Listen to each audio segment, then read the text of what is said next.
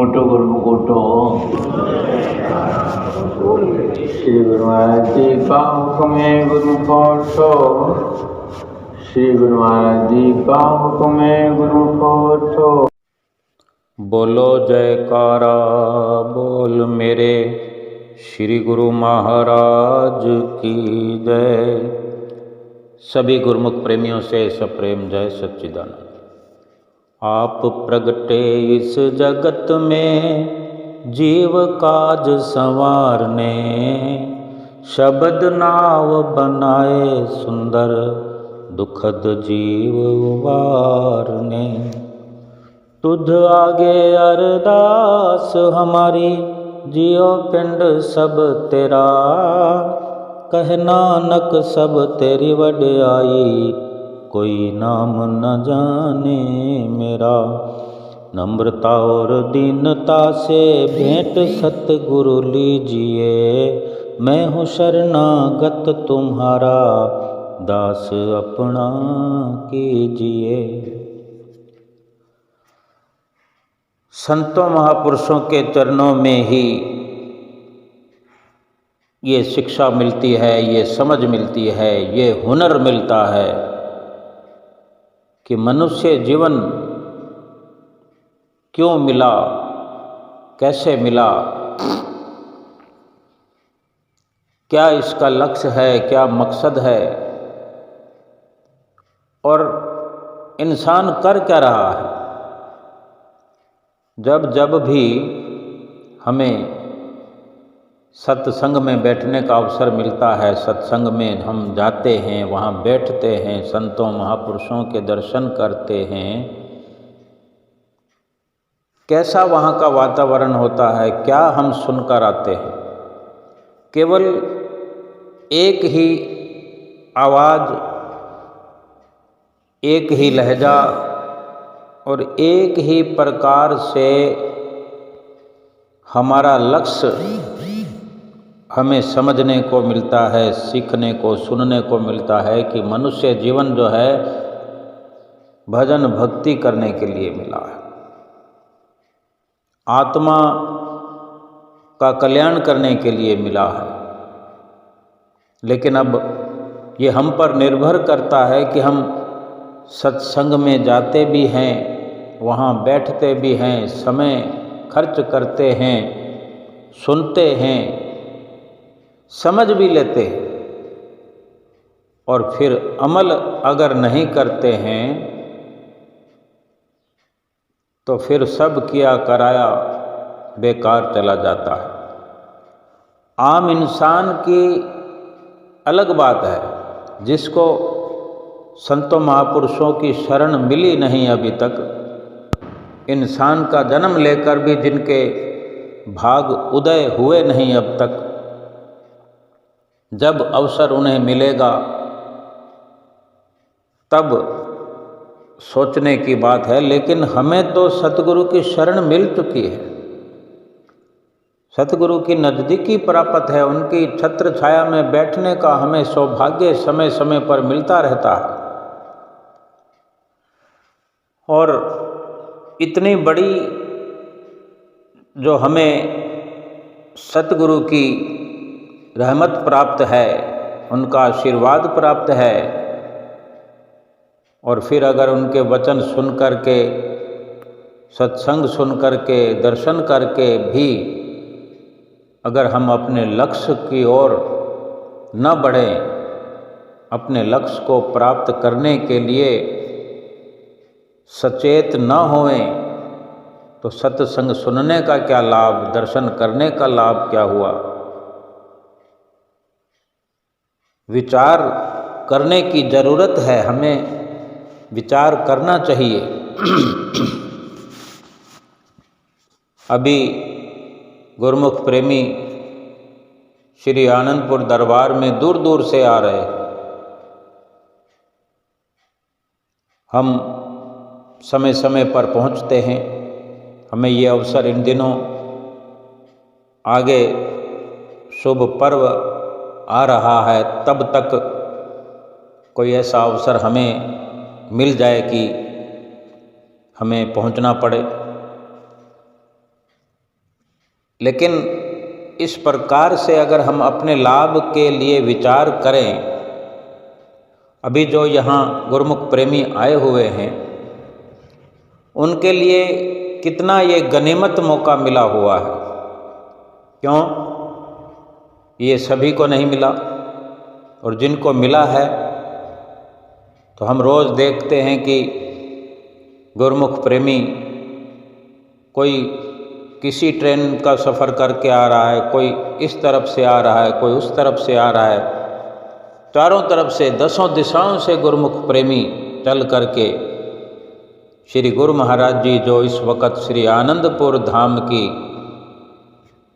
धरती पर श्री आनंदपुर धाम में विराजमान हैं, तो अपने प्रीतम प्यारे के दर्शन करने के लिए गुरुमुख प्रेमी चले आ रहे हैं।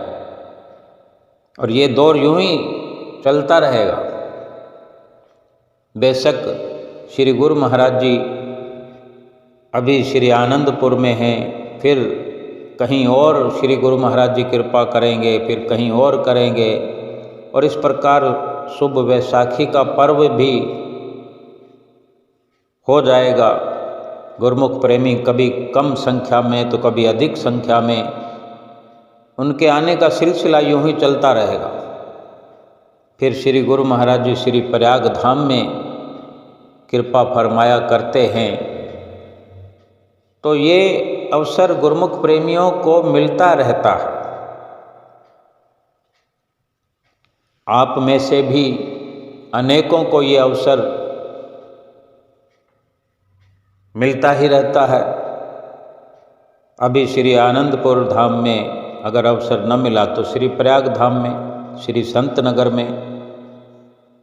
भाव कहने का यह है कि गुरुमुख प्रेमी जो श्री गुरु महाराज जी की चरण शरण में पहुँच करके सुंदर दर्शनों का लाभ इस वक़्त प्राप्त कर रहे हैं। श्री आनंदपुर में मेला सा लगा हुआ है इस वक़्त। सुबह भी सत्संग श्री आरती मंदिर में हुआ, और ये श्री दर्शन हाल के समय का जो सत्संग रोज होता है, निश्चित समय 5 बजने से पहले ही गुरुमुख प्रेमी श्री दर्शन हाल में दिव्य सत्संग भवन में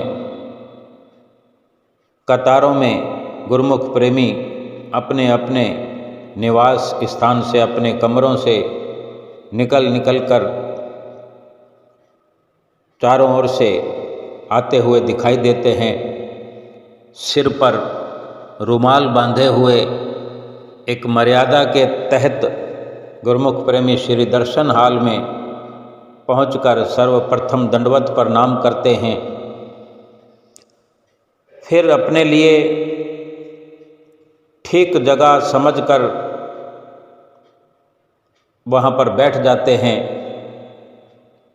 मकसद यूँ तो सभी का एक है कि श्री गुरु महाराज जी के श्री दर्शनों के लिए सभी आए हैं, और इसी निमित्त श्री दर्शन हाल में आकर बैठे हैं और श्री गुरु महाराज जी के आने का इंतज़ार करने लगते हैं और कर रहे हैं। और देखते ही देखते इंतज़ार की घड़ियां समाप्त होती हैं कि श्री गुरु महाराज जी सिंहासन पर आकर विराजमान होते हैं। आज भी इसी प्रकार ये श्री गुरु महाराज जी ने श्री दर्शन हाल में श्री सिंहासन पर कृपा फरमाई। फिर से गुरुमुख प्रेमियों ने दंडवत प्रणाम किया, क्योंकि पहले तो एक बार श्री दर्शन हाल में आते ही सभी गुरुमुख प्रेमी दंडवत प्रणाम करके बैठते हैं। कोई गुरुमुख प्रेमी लाइनों में चल करके श्री सिंहासन पर मत्था टेकने जाते हैं श्री गुरु महाराज जी के आने से पहले। और अब फिर जब श्री गुरु महाराज जी ने कृपा फरमाई तो सभी गुरुमुख प्रेमियों ने दंडवत प्रणाम किया,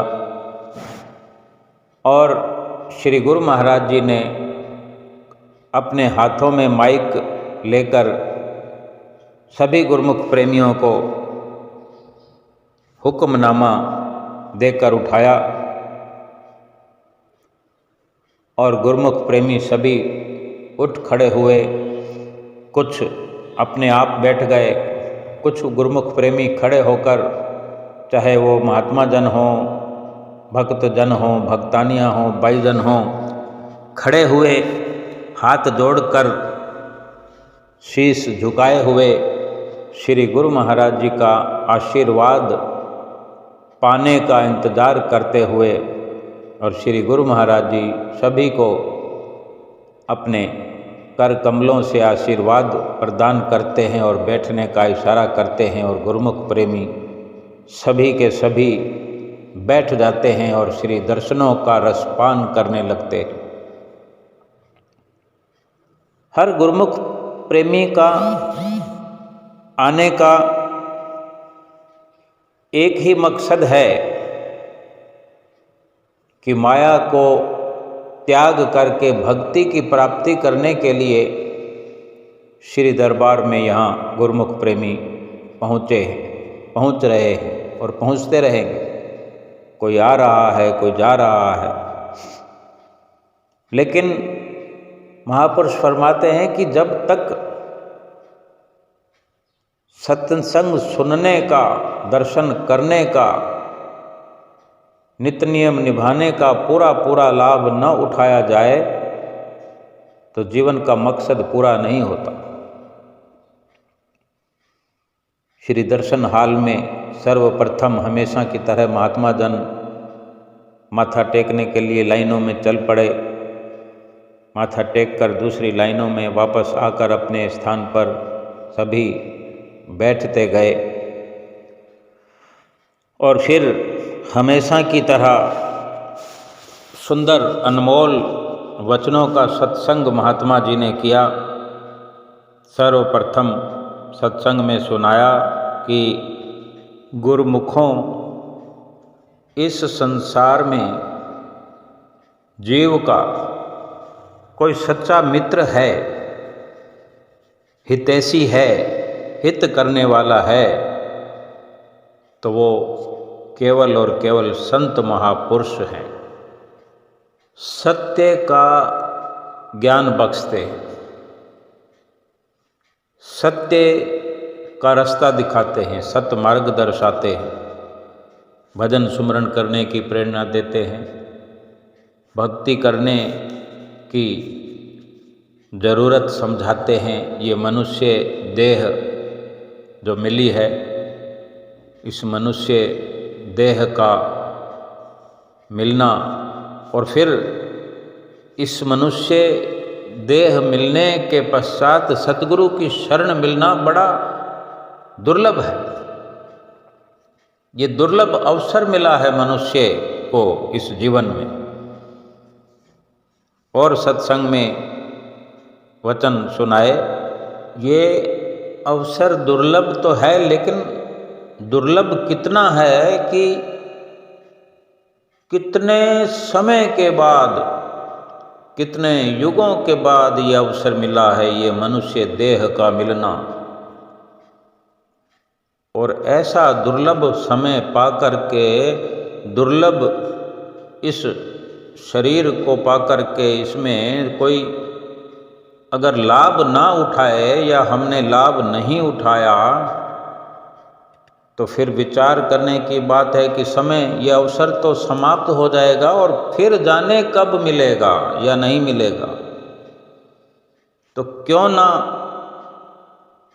लाभ उठाया जाए, जरूरी है। कोई भी गुरुमुख जो श्री गुरु महाराज जी के चरणों में, हुजूर गुरु महाराज जी के चरणों में जब उपस्थित होता है, पहुंचता है, जैसे माथा टेकने के लिए हमने भी देखा होगा दर्शन हाल में, छोटा दर्शन हाल हो, बड़ा दर्शन हाल हो, विशाल दर्शन हाल हो, दूर से खड़े हुए भी गुरुमुख प्रेमी महात्मा जनों से विनती करते हैं कि गुरु महाराज जी से ये विनती हमारी तरफ से करो। कोई अपना दुख सुनाता है या अपने किसी कार्य को पूरा करने के लिए विनती करता है, या कोई खुशी का अवसर भी होता है, किसी भी प्रकार से विनती गुरु महाराज जी के चरणों में पहुंचती है।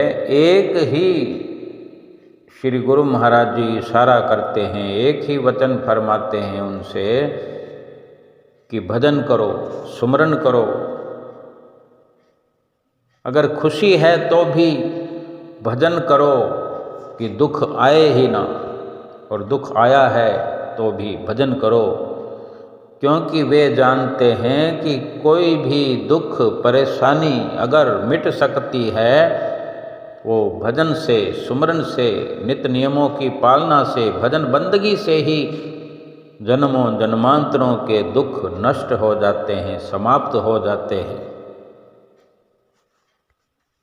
तीसरी पातशाही गुरु महाराज जी के वचन भी सुनाए कि तीसरी पातशाही गुरु महाराज जी वचन फरमाया करते थे भजन सुमरन के बारे में कि अगर भजन सुमरन करने से थोड़ी बहुत लाभ की बात होती, भजन सुमरन करने से थोड़ा बहुत लाभ होता या ना करने से थोड़ी बहुत हानि होती तो हम भजन सुमरन करने पर जोर ना देते। लेकिन भजन सुमरन करने से इतना बड़ा लाभ होता है और भजन सुमरन ना करने से इतनी बड़ी हानि होती है जिसका वर्णन ही नहीं कर सकते। भजन सुमरन करने से करोड़ों करोड़ों जन्मों के पाप, दुख, दर्द सब नष्ट हो जाते हैं। भगवान श्री रामचंद्र जी महाराज का वृत्तांत भी सुनाया कि जब भगवान श्री रामचंद्र जी महाराज सीता के हरण के बाद हनुमान जी से कहने लगे कि माता सीता के बारे में जो हनुमान जी से कह रहे हैं कि हनुमान, सीता बड़े कष्ट में होगी, तो भगवान श्री राम के सेवक हनुमान जी ने कहा कि भगवान, हनुमान ने यही कहा कि भगवान, जिसको मालिक का, भगवान का भजन सुमरन करने की लगन नहीं है वो सारा संसार ही दुख में है, कष्ट में है। जो भगवान का भजन नहीं करता, भगवान को जो भजता नहीं है, जिसकी भक्ति में लगन नहीं है, वो तो सारा संसार ही कष्ट में है। और सीता भला क्यों भगवान का भजन बिसारेगी? वो तो हर पल श्री राम को भजते हुए व्यतीत करने वाली थी, हर पल को।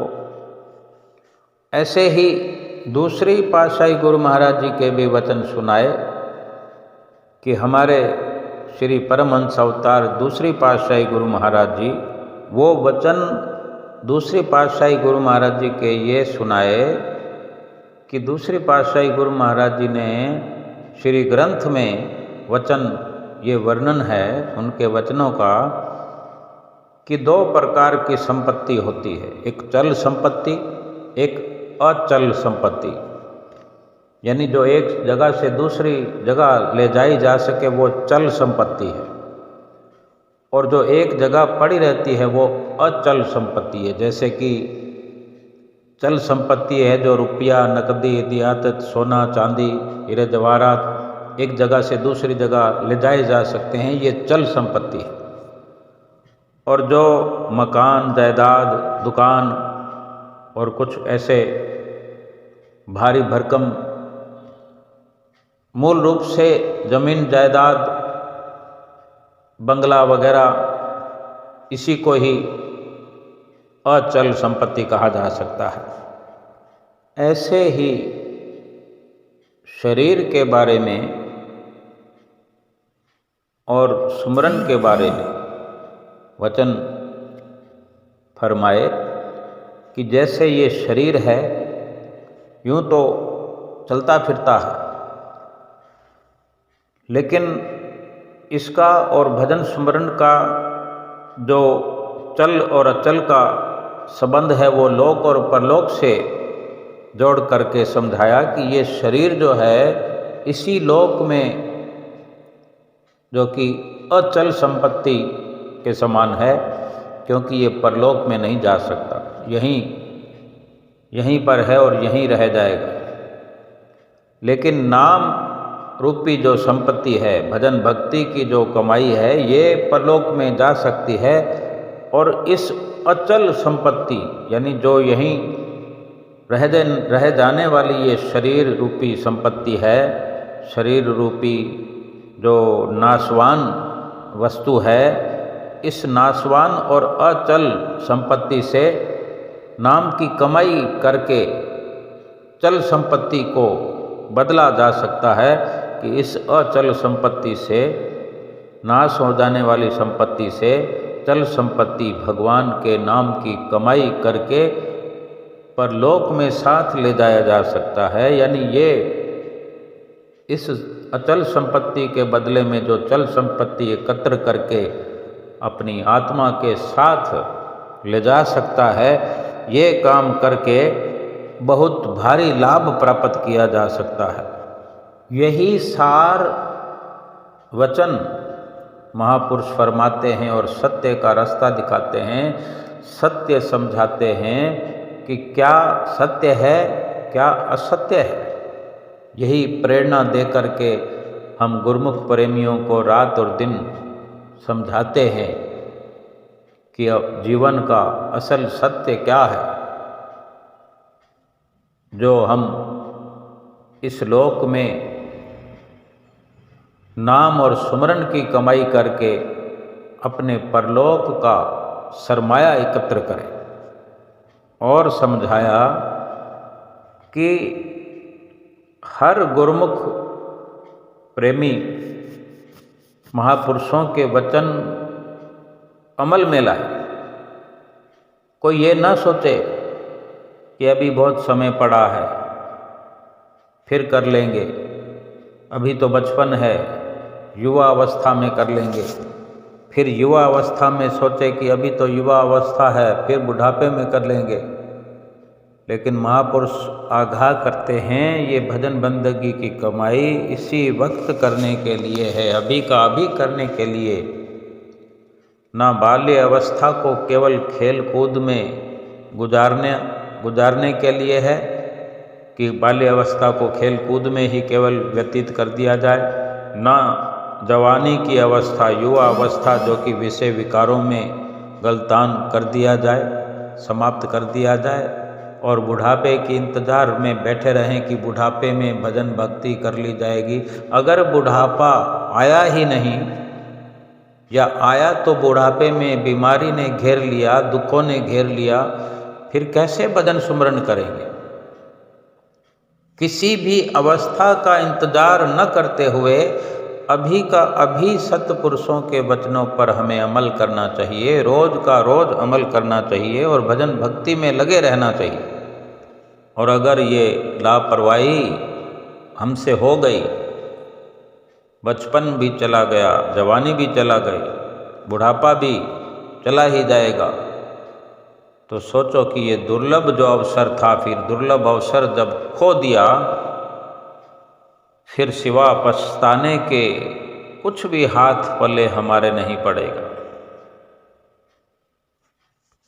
फरमाते भी हैं कदरदान, बचपन चला गया, जवानी चली गई, जिंदगी की कीमती निशानी चली गई।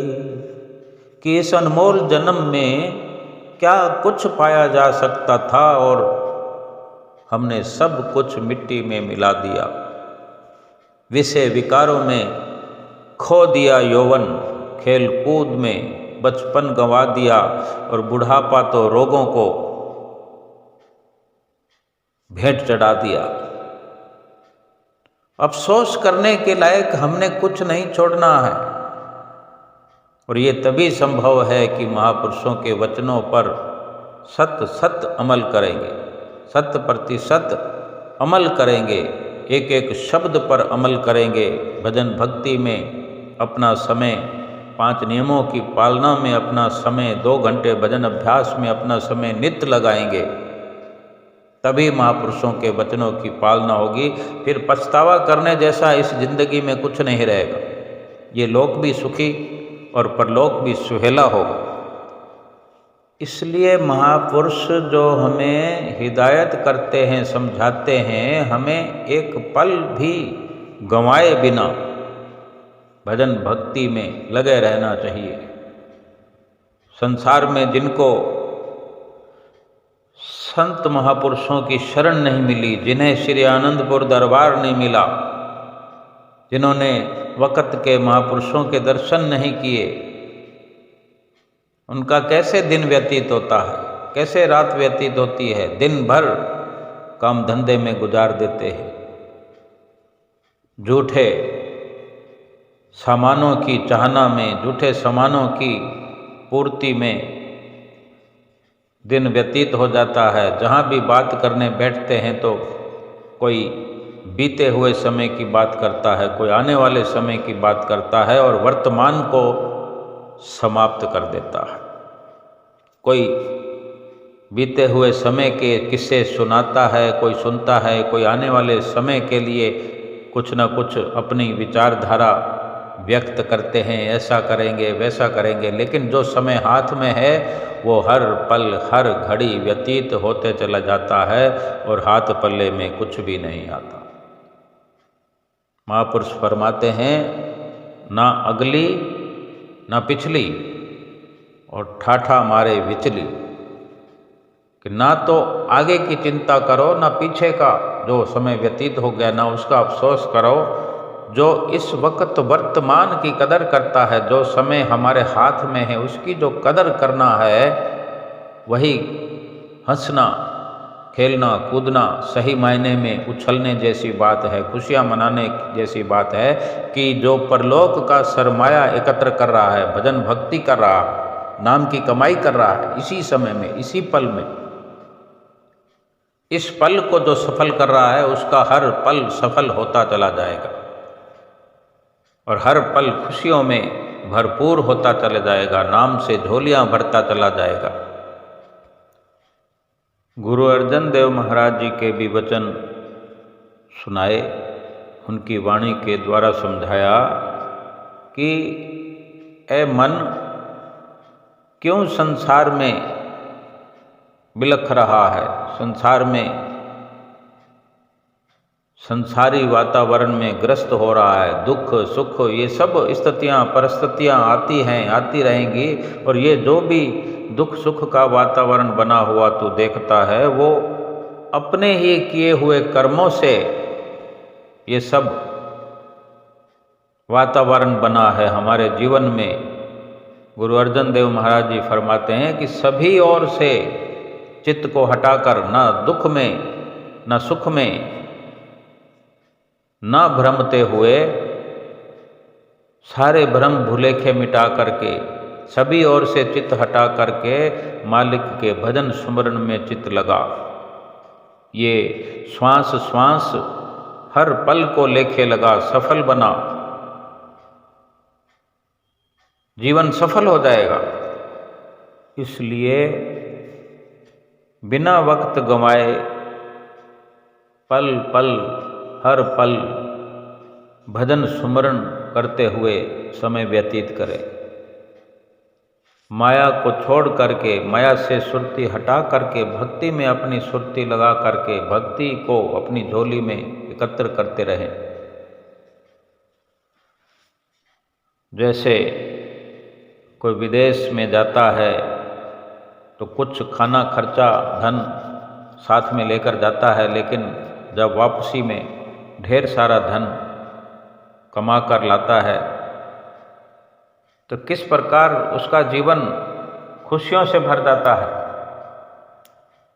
ऐसे ही हर इंसान जो श्वासों की पूंजी लेकर के आया है मनुष्य शरीर में, जितने समय के लिए आया है, जितने श्वास लेकर आया है, अगर इस मनुष्य शरीर में इन श्वासों में ढेर सारी भजन भक्ति की कमाई एकत्र करके वापस अपने घर जाए तो उसका तो एक प्रकार से यहाँ इस लोक में आना सफल हो जाएगा, पूर्ण रूप से जीवन सफल हो जाएगा। यही जीवन की सफलता है। और अगर कोई कमाई करने विदेश जाता है और जितना धन साथ में लेकर जाता है गुजारा करने के लिए, काम चलाने के लिए, और वो सब कुछ यूं लुटा करके आलस में, प्रमाद में खर्च करके लापरवाही से, फिर तो उसको वापस आने के लिए उसके पास कुछ नहीं बचेगा, भटक जाएगा, कितना नुकसान में चला जाएगा, कितना दुखों में पड़ जाएगा।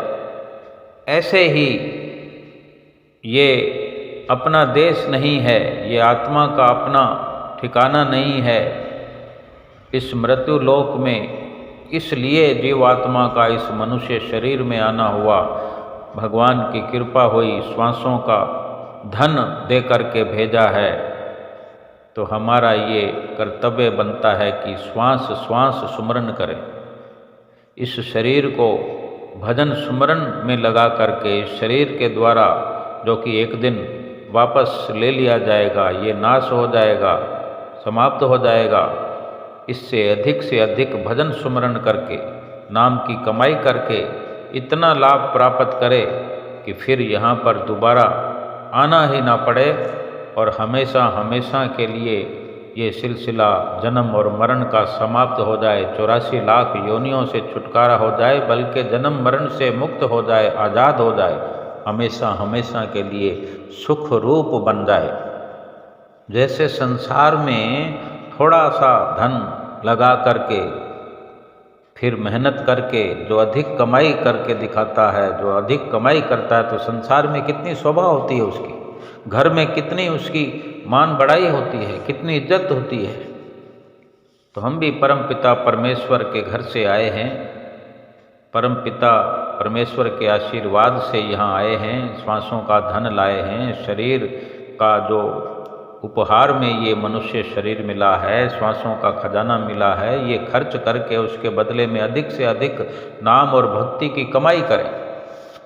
नाम और भक्ति की कमाई करके, भजन सुमरन करके, जब अपने असल घर में ये जीवात्मा जाएगा तो वहाँ मान सम्मान, दरगाह में इज्जत पाए, हर पल खुशियाँ प्राप्त करे। यही लक्ष्य है इस जीव का, और जो इस लक्ष्य को पूरा करके जाएगा मालिक के दरबार में उज्जवल मुख इसका होगा। धन धन तो सभी कहते हैं, लेकिन धन वो जो मालिक के दरबार में जीवात्मा के साथ जाए, जीवात्मा का कल्याण हो, जीवात्मा अपने असल घर में पहुंच जाए, वो धन है भक्ति का धन, भजन सुमरण की कमाई का धन, नाम का धन, जो हमें सतगुरु रात और दिन झोलियाँ भर रहे हैं हमारी नाम और भक्ति से, हमें रात और दिन अपनी छत्र छाया में, चरण शरण में बिठा करके माला माल कर रहे हैं। श्री दर्शन हाल में बैठे हुए गुरुमुख प्रेमी माला माल हो रहे हैं रोज के रोज, और फिर इसी प्रकार सत्संग के पश्चात गुरुमुख प्रेमी माथा टेकने वाले सामने वाली लाइनों से आकर के माथा टेकने लगे। गुरुमुख प्रेमी अपनी अपनी बेनतियाँ, अपनी अपनी पुकार सतगुरु के चरणों में पहुँचाकर, कोई दर्शन करके, कोई आशीर्वाद पा करके कृतार्थ हो रहे थे। दर्शन हाल में एक सन्नाटा छाया हुआ होता है सत्संग के समय। गुरुमुख प्रेमी अपने प्रीतम के दर्शन करके सराबोर हो रहे होते हैं, मदहोश हो रहे होते हैं, अपने घर की बार की शुद्ध बुद्ध भुलाए केवल एक टक अपने सतगुरु को निहारते रहते हैं। और गुरु महाराज जी भी सभी सामने से आए हुए गुरुमुख प्रेमियों को आशीर्वाद प्रदान कर रहे थे। कभी दोनों कर कमल उठाकर आशीर्वाद देते हैं, कभी इधर आशीर्वाद देते हैं, कभी भक्तानियों की तरफ आशीर्वाद देते हैं। सामने की लाइनों से गुरुमुख प्रेमी हर्ष उल्लास में झूम रहे होते हैं अपने सतगुरु के दर्शन पाकर। ऐसे सुंदर सुंदर दर्शनों की, सुंदर सुंदर सत्संग की, सुंदर सुंदर आशीर्वाद की सभी गुरुमुख प्रेमियों को ढेर सारी लाखों लाख बधाई हो, बधाई हो, बधाई हो। आज का सुंदर सुंदर दर्शनों का ये गुरुमुख प्रेमियों को लाभ करने वाला शुभ दिन जो हमारे जीवन में रोज आए, नित आए, यही सुंदर कामना हम सभी करते हैं और खुशियों से अपनी झोलियां भरते हैं। बोलो जयकारा बोल मेरे श्री गुरु महाराज की जय।